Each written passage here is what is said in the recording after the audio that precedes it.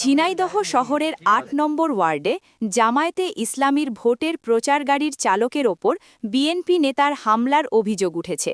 ভোটের প্রচারণা চলাকালীন জামায়াতের একটি প্রচার গাড়ির চালক হামলার শিকার হন বলে জানিয়েছেন সংশ্লিষ্টরা।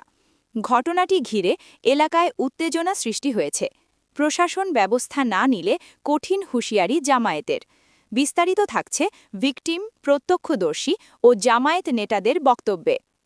আইসে না মনে করেন যে আমার চাটি মারছে কান চলে, আবার কান চলে মনে করেন লাল হয়ে গেছে, এ দেখেন কান ভাঙতে গেছে, কান চলে লাল হয়ে গেছে। পরে যেন আমি আর কোনো গালাগালি মানে কিছু দিইনি। তারপরে যে এই জন্য মনে করেন যে আবার হাত আমার মুচড়াই ধরেছে, আমার হাত মনে করেন যে সে ভেঙে যাওয়ার মতন অবস্থা। পরে যেন তাও আমি যেতে হয়নি।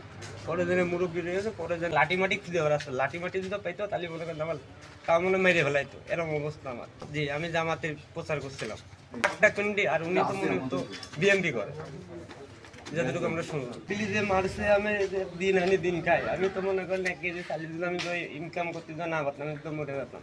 তাহলে আমার মনে করেন পরিবার কে দেখবে। ওরা কি করে বিএনপি? বিএনপি যুব দলের নেতা।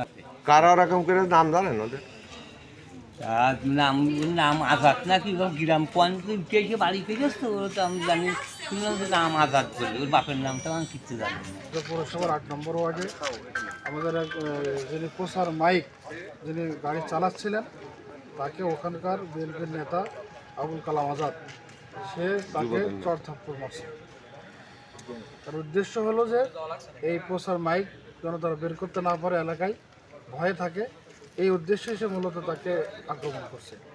এই অবস্থা চলতে থাকলে তো নির্বাচনে কাজ করা যাবে না, লেভেল প্লেয়িং ফিল্ড থাকবে না।